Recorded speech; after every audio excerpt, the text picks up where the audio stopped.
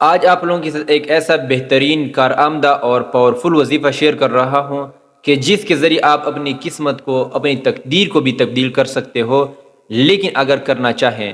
لیکن اس کے ساتھ ساتھ ایک بات ذہن نشین کر لے کہ بہت سارے لوگوں کی یہ غلط فہمی ہے کہ اللہ تعالیٰ نے جو تقدیر میں لکھا ہے، جو آپ کی قسمت میں لکھا ہے، وہ آپ کو ہر حال میں ملے گا، اور جو نہیں لکھا ہے، چاہے وہ پھر الٹا کیوں نہ لٹک جائے، وہ آپ کو نہیں ملے گا۔ یہ بہت غلط سوال ہے اور یہ لا علمی کا سوال ہے۔ اس کا اقرار میں بھی کرتا ہوں کہ اللہ تعالیٰ نے جو چیزیں تقدیر میں لکھی ہیں وہ آپ کو ملے گا، لیکن اگر آپ اس کا صحیح طریقے سے استعمال کریں۔ مثال کے طور پر اللہ تعالیٰ نے تقدیر میں یہ لکھا ہے کہ یہ شخص حق کے راستے پر ہوگا یا گمراہی کے راستے پر ہوگا۔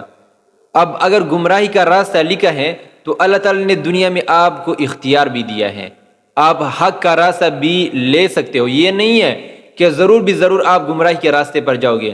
اگر آپ حق کی طرف آ جائیں، توبہ کریں، تو اللہ تعالیٰ آپ کی گناہوں کو معاف فرما دے گا اور گمراہی سے ہٹ کر پھر آپ کو حق کے راستے پر چلا دے گا۔ اس طرح اگر اللہ تعالیٰ نے آپ کا رزق کم رکھا ہے تو اس کے تدابیر بھی بتائی ہیں، یہ تدابیر اختیار کرے، اللہ تعالیٰ برکت ڈال دے گا۔ اللہ تعالیٰ کا یہ رزق آپ کے لیے اتنا زیادہ کر دے گا، اتنا زیادہ کر دے گا جس کا انتہا نہیں ہے۔ ورنہ اس طرح کے واقعات تو ہم پڑھتے بھی ہیں، سنتے بھی ہیں کہ اللہ تعالیٰ جس چیز میں برکت ڈالے وہ کبھی خالی نہیں ہوتا ہے۔ جیسے ایک مرتبہ حضور اکرم صلی اللہ علیہ وسلم نے ایک پیالہ دودھ میں اپنی انگلیاں ڈبو دی ہے، تو وہ دودھ اتنا زیادہ ہو گیا، اتنا زیادہ ہو گیا کہ صحابہ اکرام کی تمام جماعت والوں نے پی لیا اور اس کے بعد بھی بچ گیا۔ تو یہ تو ایک تو حضور اکرم صلی اللہ علیہ وسلم کا معجزہ اور دوسری اللہ تعالیٰ کی برکت ہے۔ حضرت موسیٰ علیہ السلام کے زمانے میں ایک شخص تھا جس کے پاس کچھ بھی نہیں تھا دنیاوی مال، جسمانی صحت تو اللہ تعالیٰ نے اس کو دیا تھا، لیکن کھانے کے لیے، پینے کے لیے اس کے پاس کچھ بھی نہیں تھا، حتیٰ کہ کپڑے بھی نہیں تھے۔ جب حضرت موسیٰ علیہ السلام اللہ تعالیٰ سے ملنے کے لیے کوئی طور پر جا رہے تھے تو اس شخص نے کہا کہ اے موسیٰ، اپنے رب سے میرا شکایت کرنا کہ آپ نے مجھے کچھ بھی نہیں دیا ہے۔ تو جب حضرت موسیٰ علیہ السلام نے اللہ تعالیٰ سے فرمایا تو اللہ تعالیٰ نے فرمایا کہ اس کو جو رزق ملنا تھا وہ سب ملا ہے، اس کے کھاتے میں کوئی چیز بھی باقی نہیں ہے۔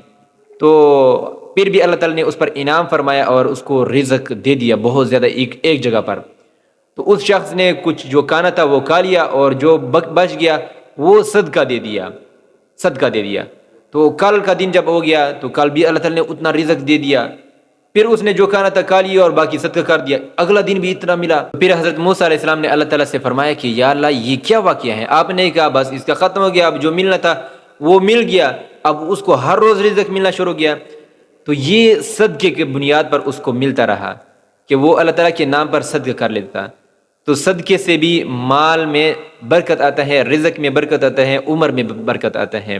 تو آج کا وظیفہ جو ہے وہ یہ ہے کہ جو شخص جمعے کے دن مغرب کی نماز کے بعد اول آخر 3 بار درود شریف اور اس کے بعد یا معز 21 بار یا 41 مرتبہ پڑھے تو علماء نے فرمایا کہ اللہ تعالیٰ کے ہاں وہ شخص بہت مقبول ہو جاتا ہے اور اللہ تعالیٰ بہت رزق سے اس کو نوازتا ہے، اور حتیٰ کہ انسان بھی اس کے لیے حیران ہو جاتے ہیں کہ یہ کیا ہو گیا، اچانک اس کی قسمت کیسے تبدیل ہوگی۔